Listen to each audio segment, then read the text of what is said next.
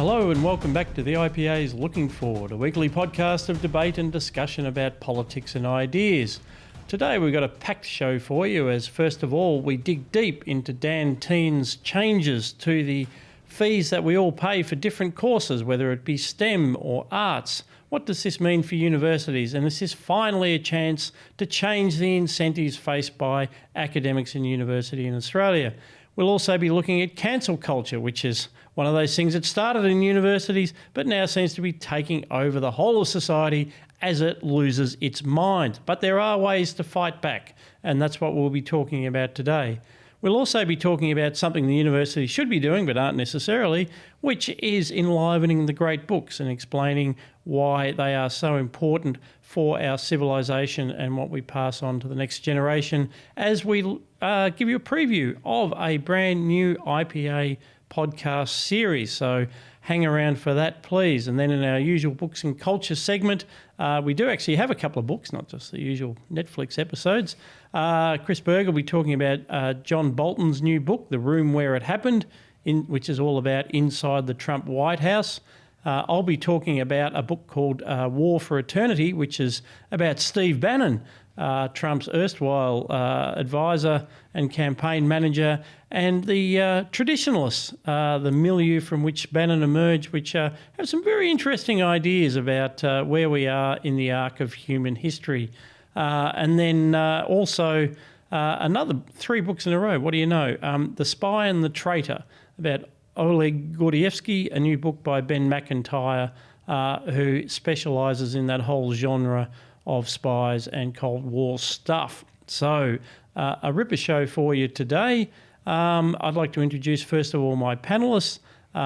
Suitably socially distancing in his Melbourne bunker is Dr. Chris Berg. Chris, how are you? Really well, Scott. How are you? Good to see you there. And for those attentive listeners and viewers who always give you some stick for it, good to see there's a big bookcase there just to prove how smart you are, Chris. There is. Otherwise, I would have no other way to demonstrate it. Very good. Great. Chris is, of course, my co-host and adjunct at the IPA and a resident at RMIT University. I also have with me in the studio Dr. Bella Debrera. Thank you. Lovely to be here. It's great to have you back. Bella, of course, runs our Foundations of Western Civilization program, and then we've got a lot of culture in today's show, Bella. And the more they'd attack the culture, the more we're going to talk about it, I think. Absolutely, yes. And you'll be talking about your new podcast with Greg Sheridan. Yes, very exciting. Just a little tease there, but we'll explain that in a few minutes. As I say, we are going to kick off. The dust has now settled slightly on Dan Teen's announcement that there is a whole new range of fee schedules and subsidies for students at Australia's universities. And most notably, of course, fees for STEM courses came down and fees for humanities courses went up. This is either an anti-intellectual outrage or something that they should have done a long time ago and they just got what they deserved. To give the devil its due, we're actually going to throw first to someone who actually works within the universities. Dr. Berg, what's going on here? Sure. So, as you say, earlier this month, Dan Tehan, the Education Minister, gave a speech to the National Press Club announcing the government's higher education reforms. This is a really significant package, but just as context, of course, the sector is an absolute freefall for the dual reasons of the halt to international travel and the coronavirus. Lots of universities have massive revenue shortfalls. For instance, Melbourne University has a $1 billion revenue shortfall projected over the next 3 years. But at the same time, and making this a lot more complicated, there's simultaneously expected to be just massive student demand domestically. So from domestic students from next year. So that's the context in which Dan Tehan has announced these policies. The policy overall is a rebalancing of the amount that the government pays for degrees and the amount that the students are expected to pay through HECS.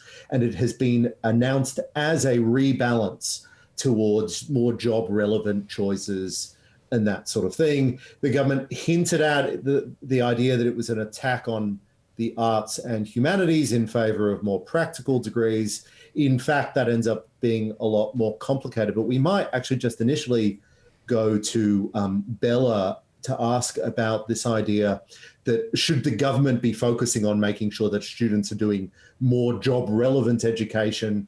If the government doesn't want to fund humanities as much as it does, does this have consequences for our society and culture? How do you think about just the fundamental choice that the government has posed in front of us? Well, I think I can see why the government wants to lead people away from the humanities, because if this projection of unemployment is going to eventuate, then obviously they want the young people to go straight into jobs rather than be unemployed again for another 3 or 4 years. But the way I look at it is that the humanities are so terrible that why would anyone want to go and spend any money on studying? You know, it's the same thing. They're going to just get the gender studies, they're going to get the Marxist stuff, they're going to get all the rubbish. It's a complete waste of money. So if I was a student, I certainly would be not paying the $14,000 a year now? Yeah, pretty much. Yeah. $14,000 a year to do gender studies, which is just insane. So I can see why the government is looking at these courses and saying, actually, you know, we need you to do something more. If you want to get a job and you want to get a useful job, you should focus on STEM. I can see why they're doing it. Whether it works or not is another matter. You know, are students going to be so desperate to do anything because there's no jobs that they will fork out that much for a humanities degree? And I don't know. What do you think, Scott? Well, I mean, one of the things is I think they probably still will. I mean, one of the things about that kind of degree is that I suspect the socioeconomic makeup is that it is from families and segments of society that can afford to pay for the most part. That was the great lie of Whitlam making education free. It just benefited the middle and upper middle class anyway.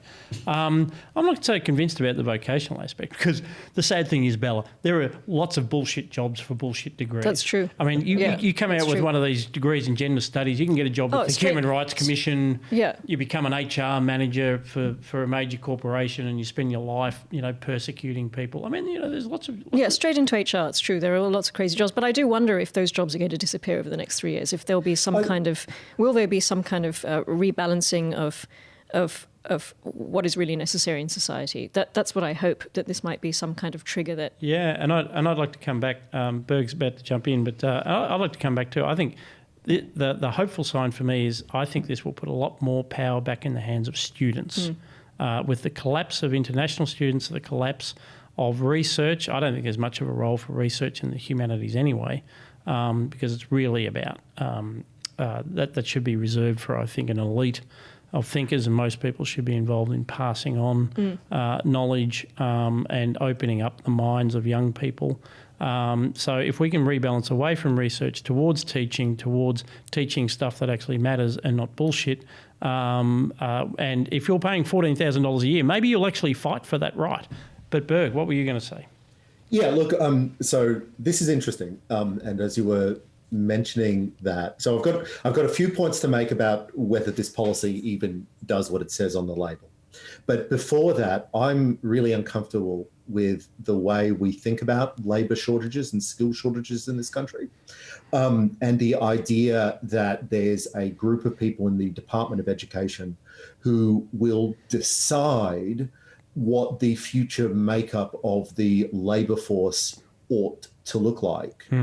It's often Austrian economists often say that, you know, we live in a free market economy except for the one most important commodity, which is money, which is managed by the government. Well, that's incomplete. It's both money and labour markets are completely planned economies. Yep. The government decides how many immigrants we can have in which skill sector. Then apparently they think it's their role to decide whether there are too many art students or there are too many science or maths or architecture or whatever it is. What we want, right? So abstracting away from all that, what we want is for the economy to be responsive to the demands of the labour market. We want students to be responding not to Dan Tian's personal preferences about whether we should be doing arts or not, but students responsive to market demand. Now, HEX, the system that we have that gives everybody a interest-free loan to do education, actually does an approximation of that. It isolates us all from the cost of the degree, but means that we make decisions about what degree to do based on an assessment about how much money we're going to earn in our lifetime if we go into that certain field. I'm really uncomfortable with this idea that we should be planning the job market. And I'd be interested in your thoughts before I start ranting and raving about how nuts this actual policy is. Well, that's true. I mean, there's actually little evidence that arts graduates have any, on average, much higher unemployment rates or even lower wages after a period of time. I mean, I think graduates are one thing. Coming out of university, I suspect, people who are vocationally qualified, like engineers, accountants, IT, you probably could walk more into a job in which you're immediately valuable than is the case with the humanities. But I think over time that changes. And we do live in a knowledge society. One of my heroes is Peter Drucker. I mean, he called it a long time ago. We live in a knowledge society, and that's what the humanities is made for, in a way, if you want to put it in a vocational lens. I mean, it's meant to be about character and learning and civilization, but it does actually equip you for working in a knowledge society. But I think it would if it was properly taught. Exactly, and that's what I'm completely conflicted about. I mean, I did my arts degree in the 80s when it was on the cusp. The arts faculty at Melbourne University was literally on the turn. They chased Geoffrey Blaney out. The political science department had already been captured by sociologists, and then it got captured by the French post-structuralists and the Parisian nonsense machine over that. And I was sort of there, watching it happen, and then it's been sort of downhill from then. So it's like we know what the humanities could do, but then it's turned into what your research has shown, Bella, and that's the frustration of the government being able to provide an input but not get the output that it wants, or as students, as customers. Or students and their families, realistically, for the most part, as customers not being able to influence those universities and not having any power over saying, give us a course that actually does what it says on the box instead of just this indoctrination and nonsense. And so I'm completely conflicted. I'm also conflicted because I've got a child going through VCE who's interested in doing an arts degree, and we've just been royally screwed. So that's naked self-interest talking there. Let me give you the reason that your child has not been royally screwed in this case. Because the net effect of this policy is a massive increase, certainly a potential increase, in arts and humanities students in Australia across the board. Because we have been, and the government appears to be, confusing two things. So it is true that under the TN policy, the students will be asked to pay a significantly larger amount through the HEX system for their degrees. And also, simultaneously, the Commonwealth government is reducing the amount of funds that it is going to contribute to those degrees. But they are also at the same time raising the amount of money that the universities can charge for humanities degrees. So I'm looking at a chart that shows the amount of money available to the universities per student, per degree, per course after these proposed changes, if they go through. And history and philosophy subjects will be, per student, $2,500 richer. Now that tells me that they're going to get more money. They're going to be more encouraged to bring students into those history degrees, because in fact, other degrees, those vocational ones, they go down. The university gets less money for nursing, engineering, science, agriculture, environmental studies, less money for those vocationally focused ones, and more money for humanities and arts degrees. Now, if you're a rational university administrator, you will be funneling as many students as you possibly can into the arts and humanities. Provided students actually want to take those subjects. Yeah, look, and well, they might decide that they won't, and potentially, if it's suggested that they're not a valuable set of subjects, then that's true. But the university is going to be strongly incentivized to get them in there. Now, maybe that works in the interest of your research as well, Bella, because that suggests that they'll try to make those more appealing to a broader cross-section of the university student population. But the policy itself, putting aside everything Dan Tehan says what the policy is intended to do, this is a massive boost to humanities and the arts. In fact, so much so that once the education minister was told about that, he announced. You mean sorry, Chris? You mean once somebody pointed out to him that people and institutions respond to economic incentives? Precisely. Nobody had actually thought about that up to that point. And how the HEC system works by isolating people from the cost of their degrees. Who knew? Who knew? I mean, really. As a side point, isn't it terrifying that the Commonwealth Department of Education doesn't know how its banner policy functions, the basic economics of HECS? Nonetheless, this was pointed out quite cleverly by a number of commentators, including Andrew Norton, who's now at the ANU.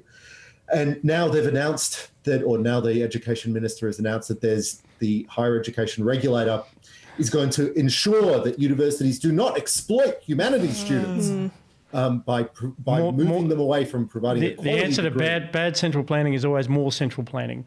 It's insane. It is an absolutely mad set of events. Now, the answer here, right, the actual answer is to expose degrees to market demand. Now, what that looks like is fee deregulation. The policy that Christopher Pyne tried to run through a few years ago was completely shouted down by the sector. It makes a hell of a lot more sense now that the higher education industry is in a free fall financially because of the closing of international borders of the coronavirus. It's a completely different environment, but this sort of Soviet-style planning system, turns out it doesn't work, Scott. I don't know whether you knew this. Who knew? Hey, by the way, I'm going to put you on the spot here, Dr. Berg. Is this a cap or is it actually the schedule? Like, could a university actually charge less? Yeah, they could charge less. It is a cap. Everybody charges up to the cap. So, but if there's that much margin in it, why not actually compete around? Why not charge a bit less and try and get more students? Why not do cheaper degrees? Yeah. They're just not that profitable is the answer to that. So there's not that much of a margin. Now, to what happens with these degrees is that the teaching costs end up cross-subsidizing the research done by the universities. The universities do research because they want to be seen as more prestigious universities, then they can get more students and blah, blah, blah, blah, blah. Yeah, because they want to get on the league table and it's all about that. That's the wrong thing. So there's a real cycle there. And in fact, my colleagues and I at RMIT are working on a project trying to uncouple some of those incentives and try to understand them better than we think the sector does understand them at the moment. But that's how it functions. Now, in my view, if you got to fee deregulation, then we would actually have that price competition. We need to raise prices at least as high as people start charging less than the cap. We need to discover what the cost of a degree is. And in that sense, yes, we've moved away from the Whitlam model insofar as it's not completely free. But we haven't moved away from it in making students respond to market demand for education, not just careers. Bella, do you think there's a scope there? Like, let's in this nirvana of fee deregulation, where universities could charge less, they could charge more. Is that the environment in which an institution could say there's actually a market opportunity then to say, well, I might charge a bit more, but I might actually have an amazing humanities degree, a true liberal arts degree? I mean, any sensible humanities department now would be going, let's just reassess what we're teaching. And let's offer students something that no one else in the country is offering them. So what would that? And if you were smart, you'd charge even less. So what would that arts degree? Well, it's going to be a let's not hate Western civilization degree.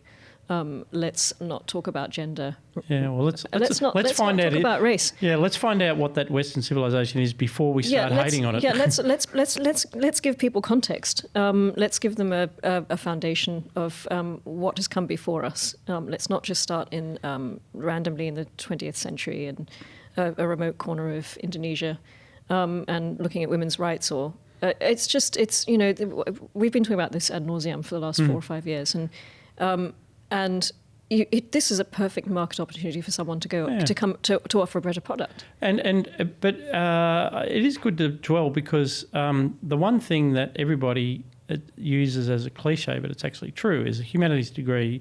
It is meant to be about challenging the way you think and looking at different perspectives on the world and developing the argument. So we all start from that proposition, but our contention is that then the postmodernists don't actually follow that, because they actually say, well, and here is the way to think. And so when we say Western civilization, it's not like it's 3 years of this, wonderful march through history either. No. It's always so rich. It was historically about, but it tended to be in reverse.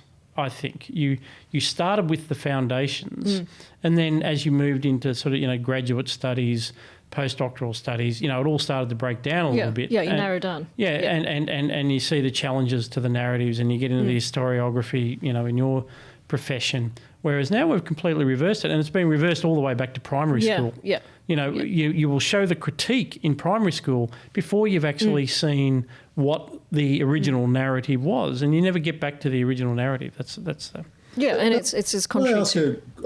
from your perspective, there's a bit of a tension here in that we, at the same time, want public policy to be designed to deal with, pure market failures, or to deal with productivity or something like that. And on those grounds, we fund degree programs. Maybe there's some equity questions there and so forth.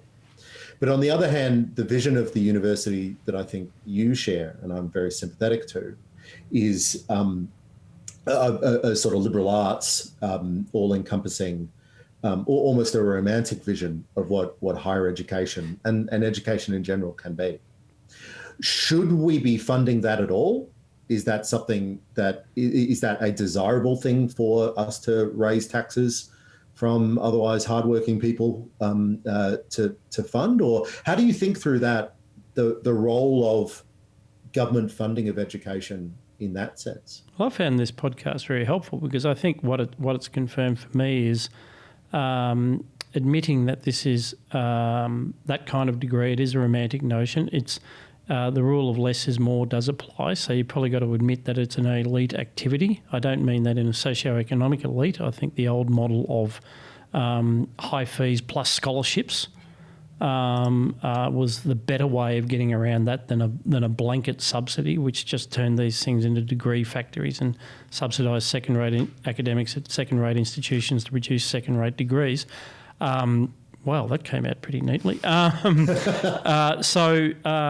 And the hope that I actually have, and so this is the window that I've been thinking about in terms of the TN reforms, is putting the power back to the students and those who are paying. If they are really going to pay, then let's push that model even further towards fee deregulation, as you say, because that then actually creates the opportunity for to reclaim some of that power, to get it away from this BS research mill, which has applications in things like IT and science, but not necessarily in the humanities. So, I think it's an elite, smaller opportunity. I mean, the alternative, I guess, is other brave people are trying to do it, like Campion College. Bella, tell us about Campion College. So Campion does offer this Berg's romantic idea of a degree, and it seems to work. Out in Toongabbie in New South and Wales? Seems to work. It does work, because we know the graduates, and they're incredibly knowledgeable and very well adjusted and very well balanced, and you can see the effect that a proper liberal arts degree has on the formation of an individual, of a younger person. And it would be very easy for University of Sydney or New South Wales or Melbourne or anywhere to run this, but we've seen them rejecting. Even as an option. Yeah, even as an option, just test one course and see how it goes. Not just very easy, quite literally have been offered to them. Yes, has been offered to them on a plate, and they still refused. So, and I just think there's too many universities. They're the cookie cutter universities. They're churning out too many students with useless degrees. We need to pare that back completely. Not everybody needs to go to university. Let's seize this opportunity. And in that sense, the thing, to dwell a bit here, the thing that is very poorly understood, I think, is the rise of mass higher education. So that's both the growth in degrees for things that previously didn't have degrees, like nursing degrees and so forth. Teaching degrees as well. Teaching degrees, but it's also just the fact that now a much larger percentage of the population goes through the university system. Now that is demanded by industry, right? So that is not entirely because of government policy. That is a more competitive labour market over time, demands higher skills. We're a much higher skilled economy. We demand better qualifications and credentialing and all that sort of thing. So that's welcome in many ways. But I don't think our ideas about what education is supposed to do have really advanced much past how we thought about them in the 1960s and 1970s. I know the universities are thinking very deeply about that, but from a public policy perspective, from the perspective of the education department, I think they're a bit at sea about why it is that we fund education in the first place.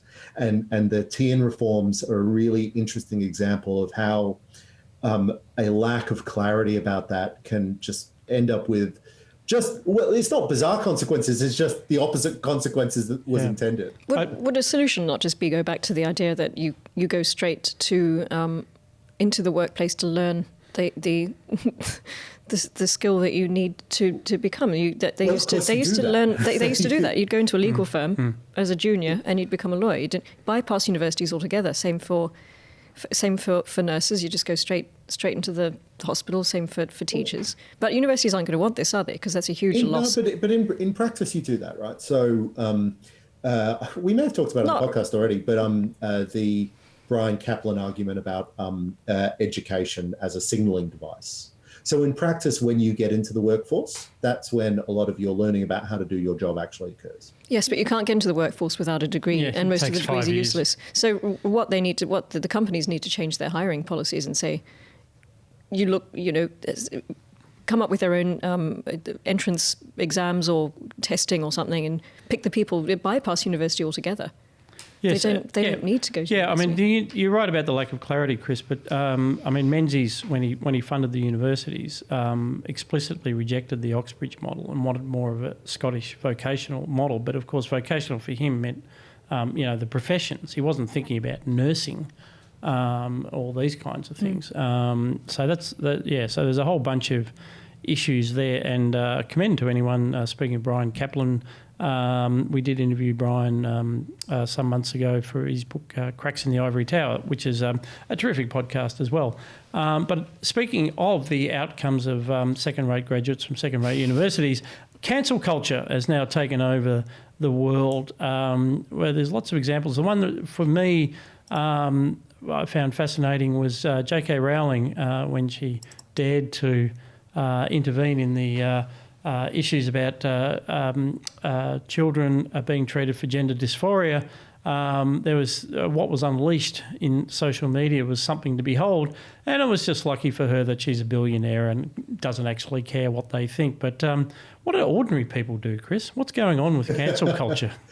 That's right, and I think we made this point in the last podcast, but again, it bears reminding us that a protest movement that started with a protest against police violence and the killing of a man is now, the result of that seems to be taking down episodes of 30 Rock and episodes of Community and the Golden Girls. So we were talking about this before we started recording, Scott, and we've got in the last couple of weeks just a sequence of what everybody's describing as cancellations.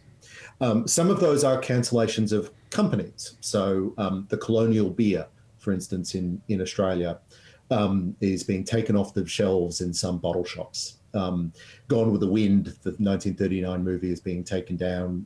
As I mentioned, Community, 30 Rock, Golden Girls episodes that offend the modern sensibility have now been taken down. But at the same time, there's also, as you point out, the cancellation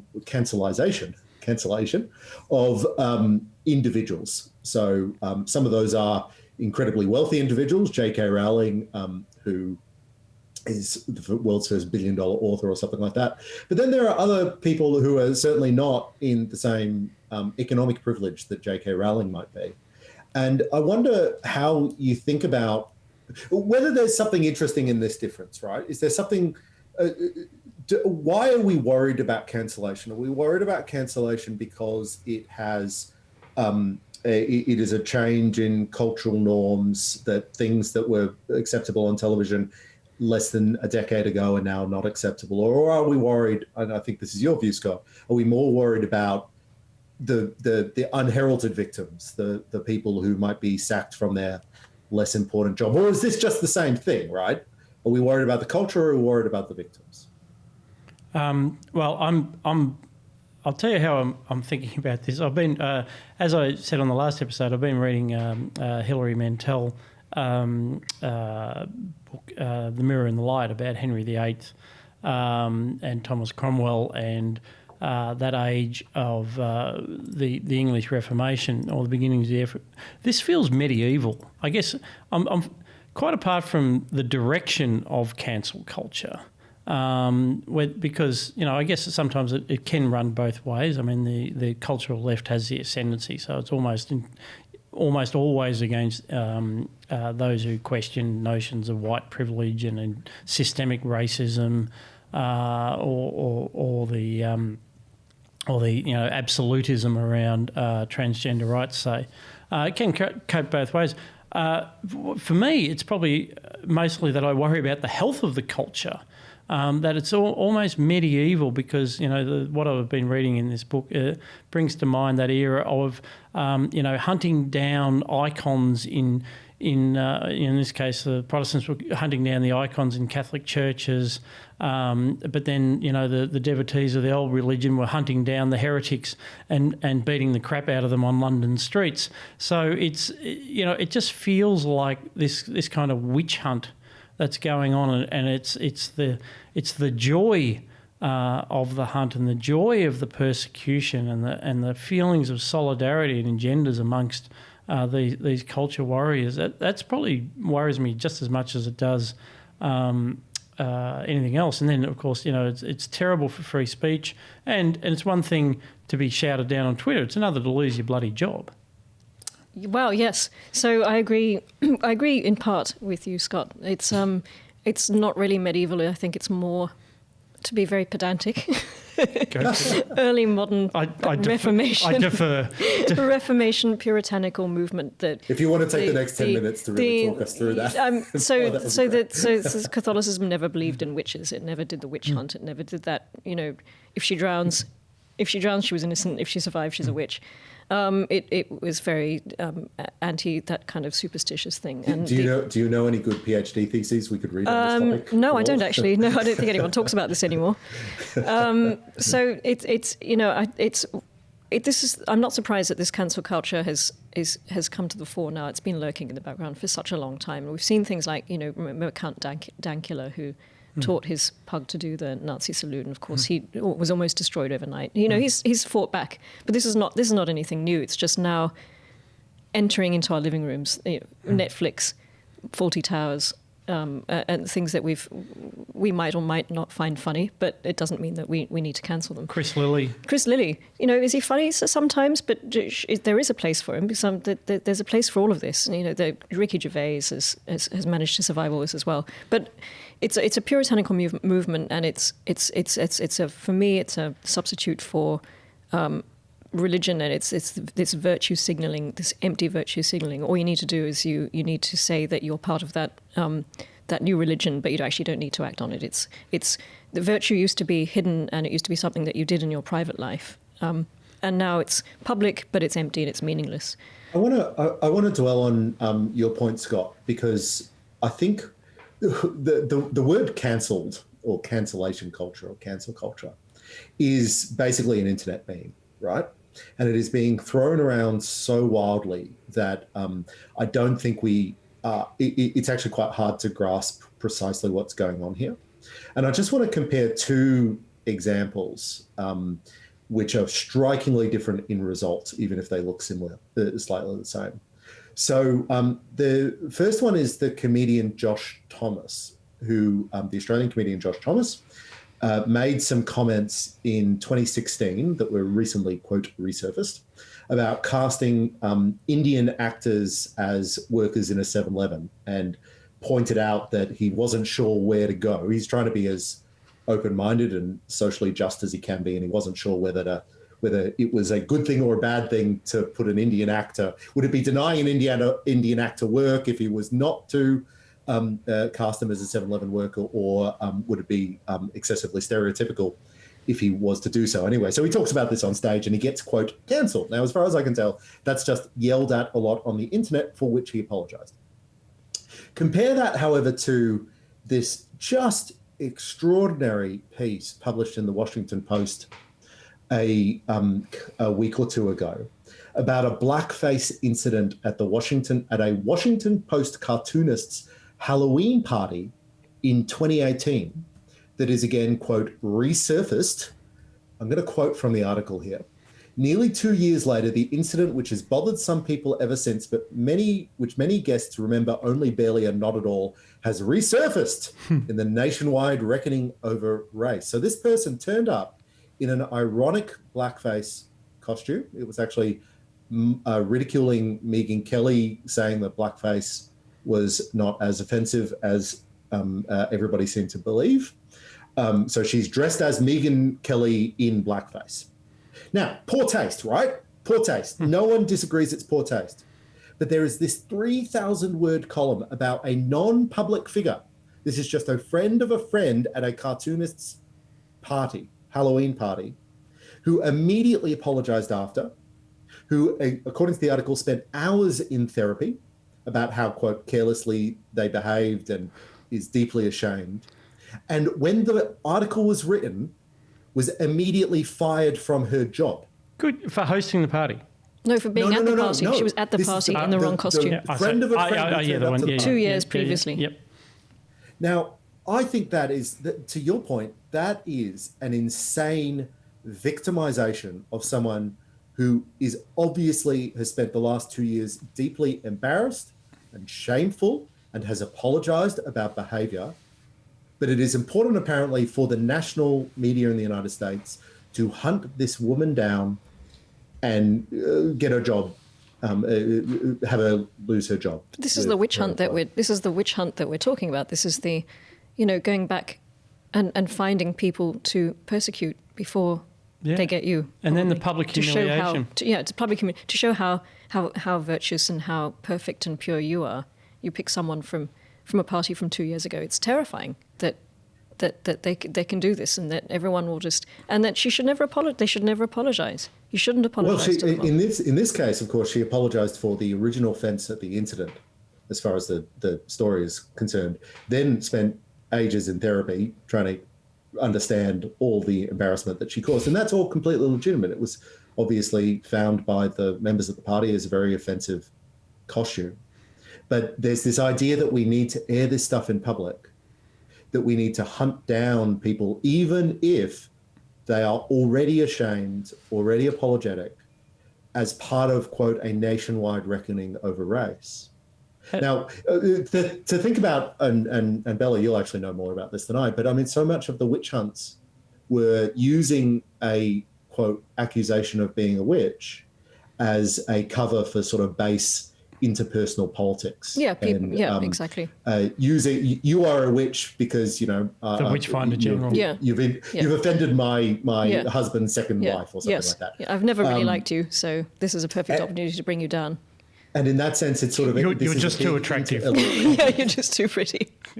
Yeah. This is a big contest within the elites trying to hit each other with the tools that they have. And they never think they're going to be the ones that are brought down either. So, J.K. Rowling, for example, would never have imagined, I think, that her creations would turn on her. The Harry Potter creations, those Emma Watson and... Daniel Radcliffe. Daniel Radcliffe, turning on the very hand that feeds them, that fed them, that created them. She never would have imagined that. Yeah, ungrateful bastards. Is there an environment in our current... Is there a chance in our current environment that we could return to just a calmer perspective on A, people making mistakes, and B, people just having different views? There's this idea that, you know, in communities, in non-internet communities, even families or just even employment, some people can be dismissed as an odd duck if they say strange things or have strange views. That no longer seems to be possible in the age of social media. Or alternatively, is it a question of power ballot? Do you actually have to fight back? I mean, you have to fight back like Lawrence Fox. So Chris, I hear your plea for understanding and patience and time and space, or is it if it is a power game, because you just said it's a power game between elites. It's not really the zeitgeist, is what you're saying. No, I think you have to fight back, and you need more people. And I keep talking about Lawrence Fox because he's the actor. He's the actor in the UK who appeared on the BBC about 6 months ago, Question Time, and suggested that Meghan Markle might have left the country for other reasons other than racism.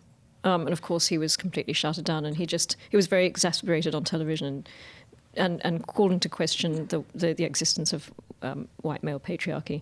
And ever since then he's been fighting, and I saw him being interviewed on The Outsiders on Sunday, and he's basically saying, look, he doesn't know, he has no job security anymore. He's not, that's it. But he's heroic, and we need more. We need more of that kind of heroism and courage. This is Toby Young's program. Yes, the Quillette editor, former Spectator Australia Spectator editor. Yes, Toby Young, and editor of Quillette. Yep, a co-editor of Quillette. So he started the Free Speech Union, which is precisely this, which is gathering people from all over the world who have had enough and who are now fighting back. And this is a good sign. This is a very good sign, because we didn't have this 3 years ago.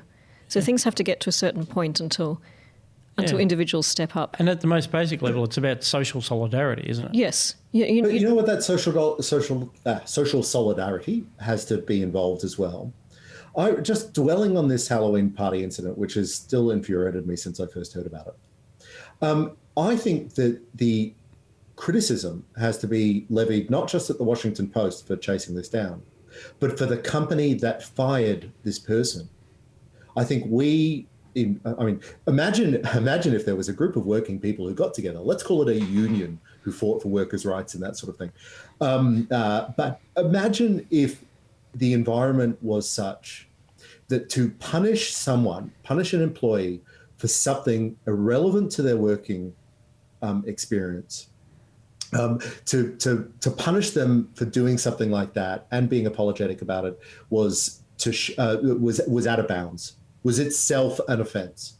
I think that's the environment that we have to get out of, because you have to worry about, any of us have to worry about, will our institutions back us if suddenly we're attacked in the Washington Post?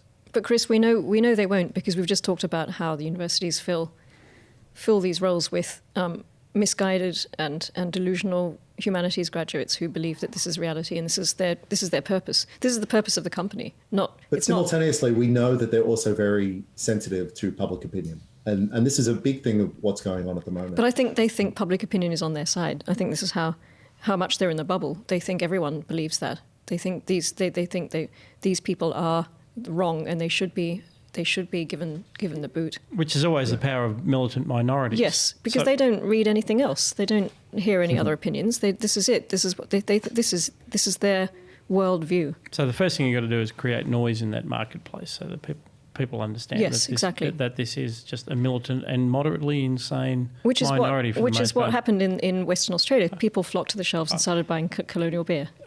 Chris, sorry, this is slightly off topic, but it is the New York Times. This is the same New York Times. So I was reading Tyler Cowen, the economist, mentioned this. He actually writes for them, I think, and likes the New York Times. But he pointed out... I've been quoted in the New York Times. Oh, very good. So he said, I'm not against the New York Times, but he said this is the same newspaper that just ran a story about the woman who shot Andy Warhol and said she shouldn't just be famous for shooting Andy Warhol. She was, in fact, just a pioneering feminist. What she had actually said in the late 60s as a pioneering feminist was all men should be killed. And not only had she written that, she'd obviously started to do it. And apparently at one point she did allow that, well, maybe they don't all have to be killed if they could just be castrated. Less like men. Yes, no, literally. No, Literally, not men. No, we're not operating in metaphorical territory here. Like this is Physically less like men. This is absolutely off the wall, crazy. Warhol wasn't the only person she tried to kill, but the New York Times. This is like a reverse cancel culture. So racism, sexism. Who knew that someone who wrote the Society for Cutting Up Men manifesto could be potentially violent? It's like saying the Unabomber had some good ideas about artificial intelligence. You know? Look, so I mean that is an interesting example because it's part of a series that the New York Times. So New York Times and Washington Post, the blackface piece was done in the Washington Post, but the New York Times has been doing this series of obituaries for people who have long passed but didn't get obituaries in due course, and many of these in the series have been really valuable, right? So women air pilots, black women air pilots in the Second World War, all very virtuous things. But then it casts its net so wide that there are manifest absurdities. Like, well, the Unabomber was an environmentalist, right? We suddenly going to have a beautiful reminiscence of the Unabomber's contribution. He had a lovely cabin in the woods, indicating his dedication to nature. And in that sense, it's a good example of the cultural moment being very ungrounded and unclear about its own revolutionary potential. How much of it is trying to integrate more perspectives into an existing liberal order, and how much of it is trying to completely overturn that order? Because unheralded people obituaries is a great thing to do. I think that's a really, and most of the people that they've honoured are very honourable and worthy people who were not. Who were not determined to kill every man.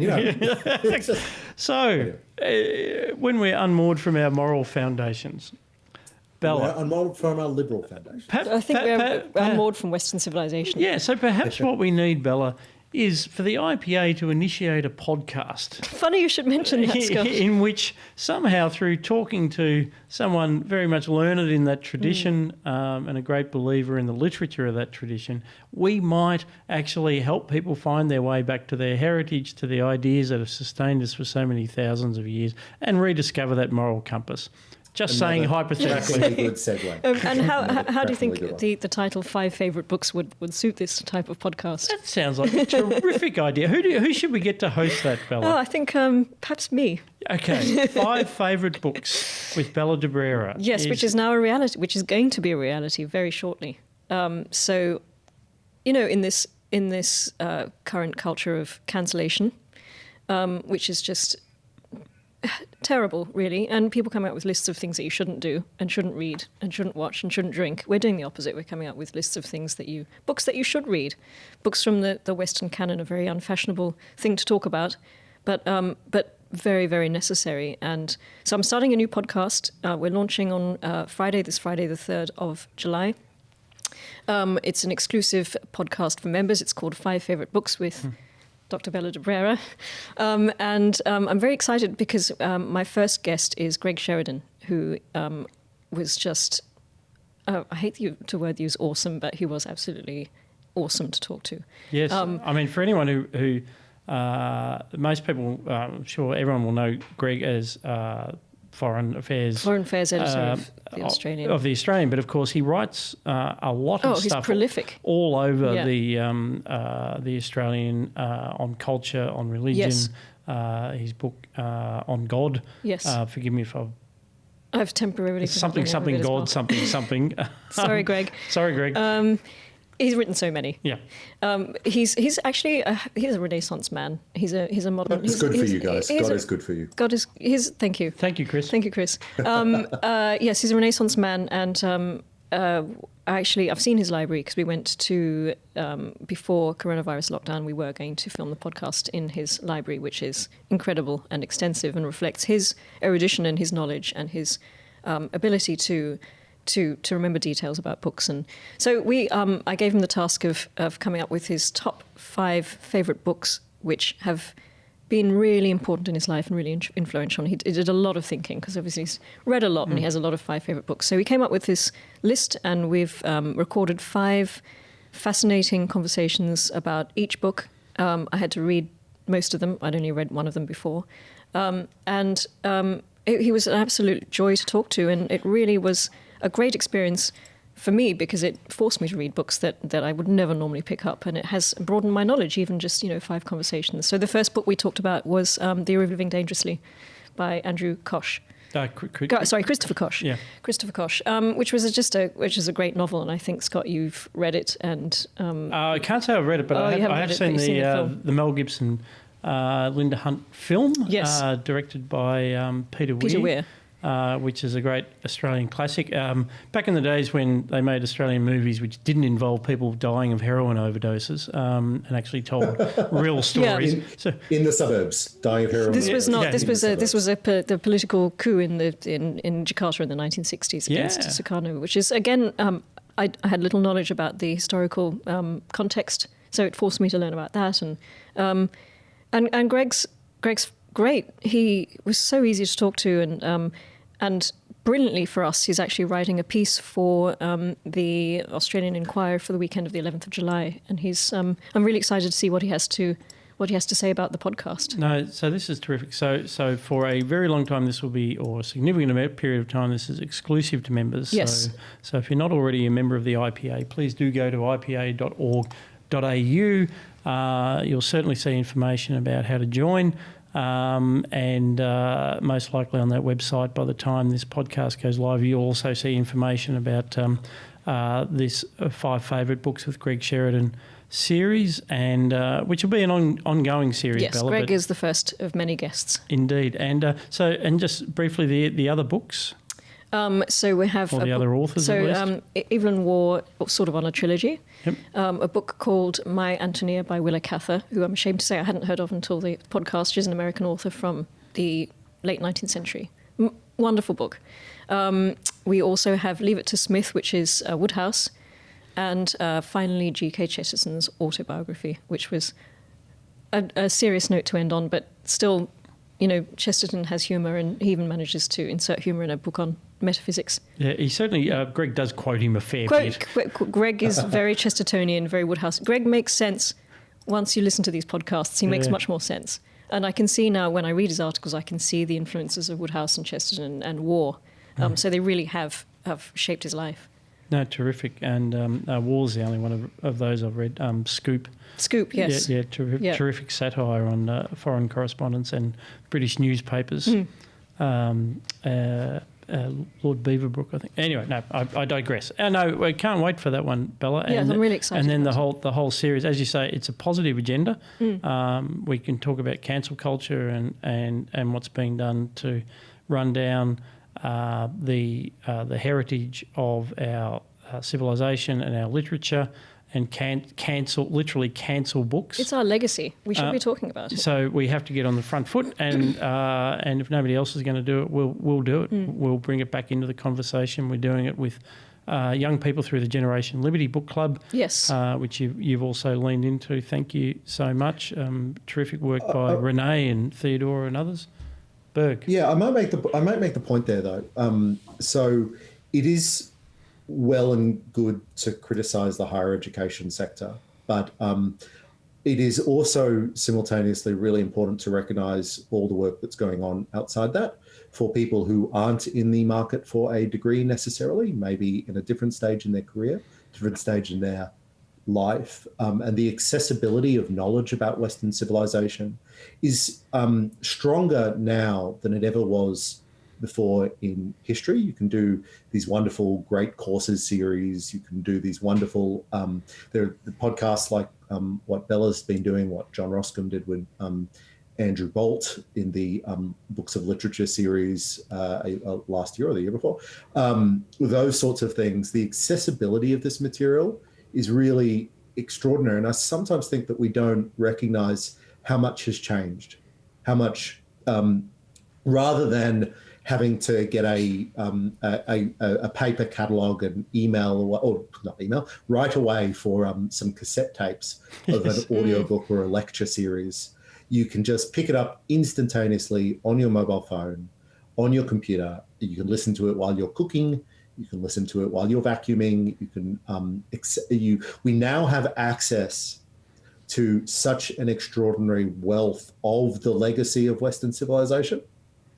You can pick up Aristotle's works for free on the internet, which you can pop onto your Kindle or your phone, and you can read it at your leisure whenever you want.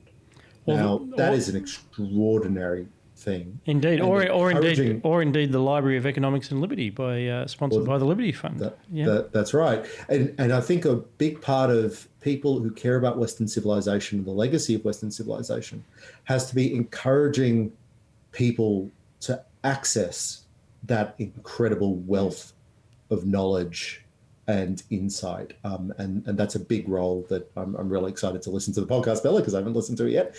That's a big role that civil society organizations, people, or really just anybody who cares about Western Civ can play.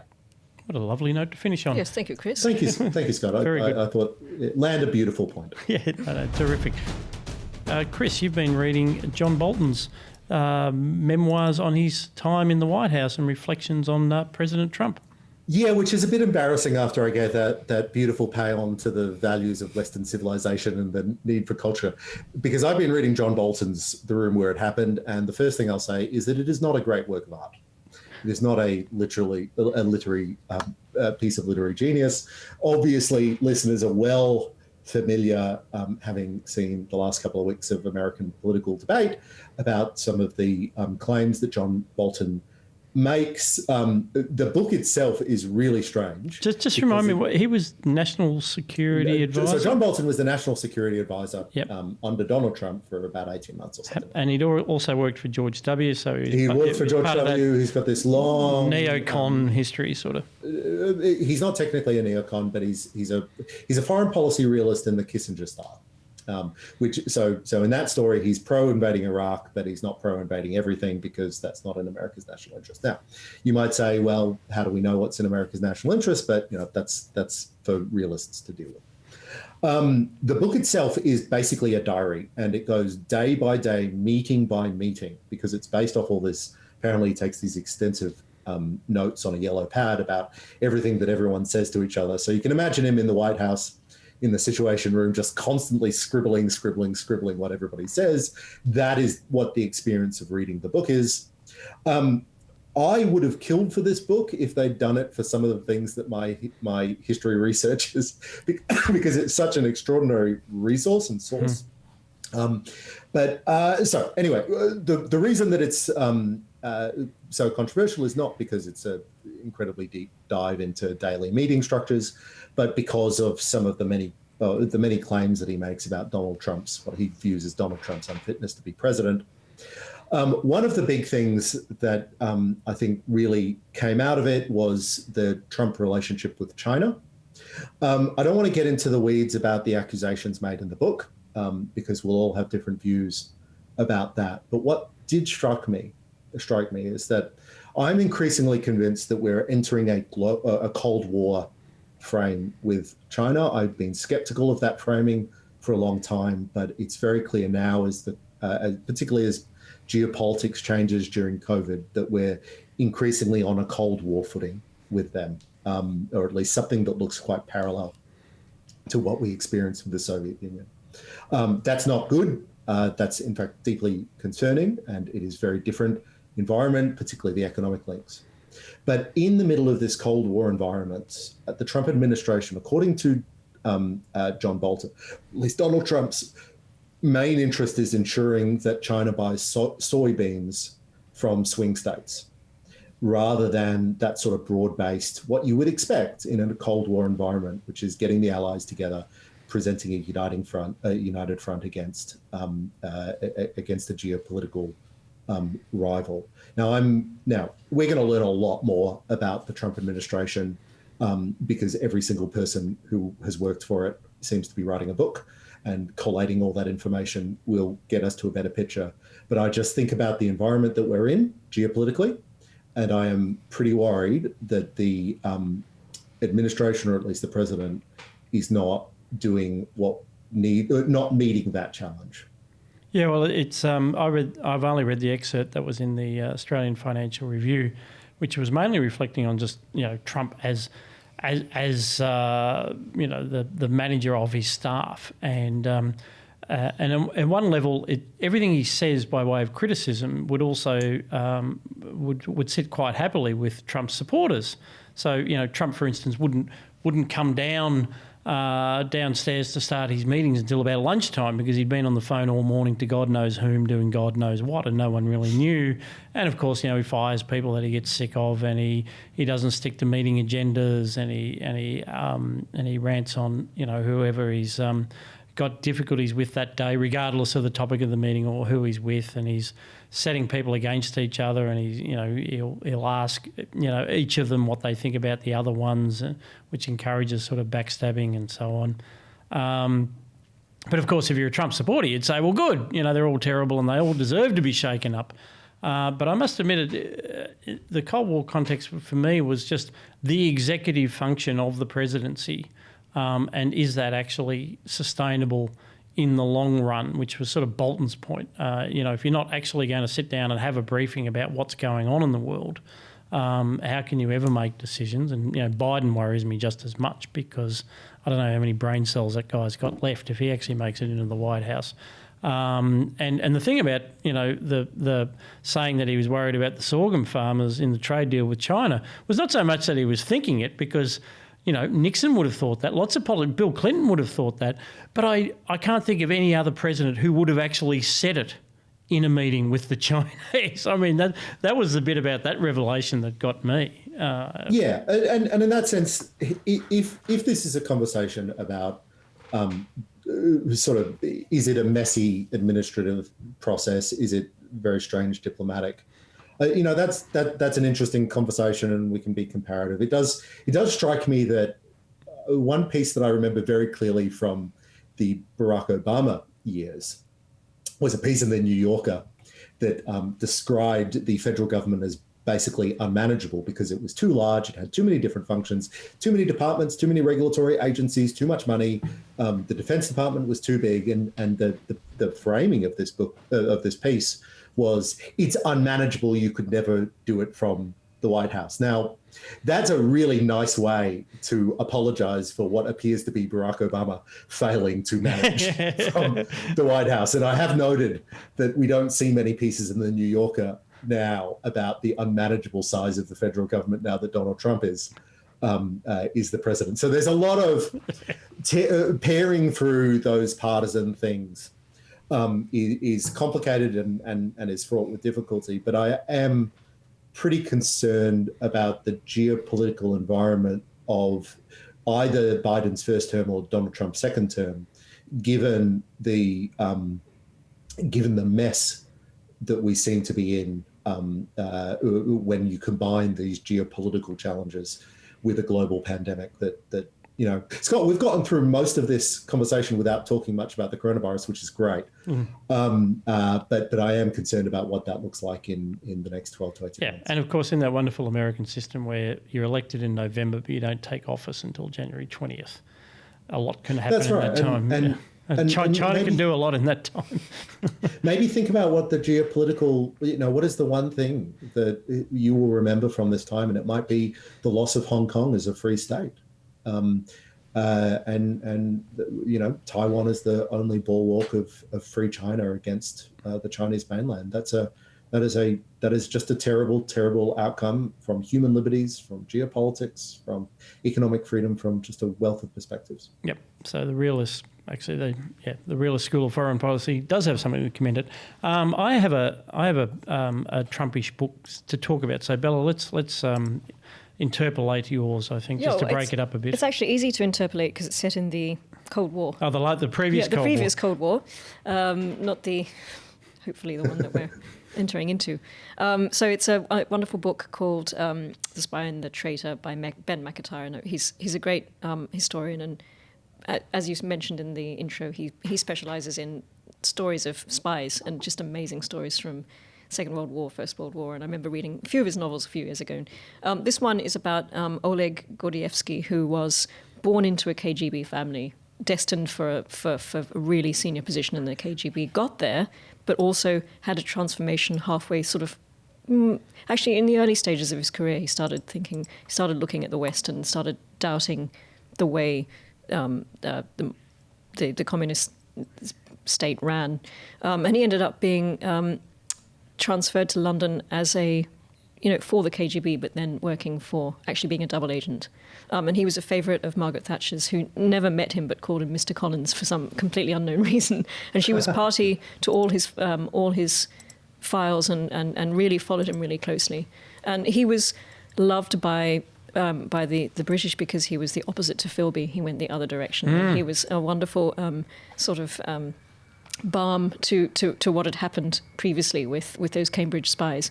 And it's an amazing story, and I must admit I haven't finished it yet, but it's completely gripping. And one of the other details that is unforgettable is that the KGB thought that the blood bank in the UK was literally a blood bank where people gave blood and they were paid for their blood, because they assumed that the West was so capitalist that people wouldn't give their blood for free. So some of the instructions were to the agents in London. There are very few by the 70s anyway, in 80s. Go to the blood banks and find out how much blood is, because we want this information. Because they really were preparing for a Cold War. They really thought there was going to be one. So it's a fascinating book, and gosh, that he was an incredible character, and he's still alive. And this is how Ben. Really? Yeah, he wrote everything down. He had a prodigious memory. He never wrote. He remembered all his conversations. He remembered whole files. He had a photographic memory. So he would go then to his handlers in London and be able to just tell them everything without writing anything down. He was incredible. And he wasn't like captured, tortured. He was captured. Oh, yes, but was rescued by the Brits. Taken back to London. One of those trades. Yeah, incredible. Absolutely at incredible night on story. that bridge in Berlin where they do the trades, or was it? Yeah, I haven't got to that bit there, but okay. I know he's captured. But I know that he also survives because he lives to tell the tale, and apparently he's a bit of a difficult character. But nonetheless, really fascinating and so recent. This 70s and 80s. Yeah, no, terrific. And there was always that story out of we talked about this, didn't we, Chris? With Chernobyl, that the KGB was often the agency that was at the cusp of disillusionment because they had the best access to information. They were the only ones who actually knew what was going on in the world. And then they go back to Russia and they go, God, what a dump. This is terrible.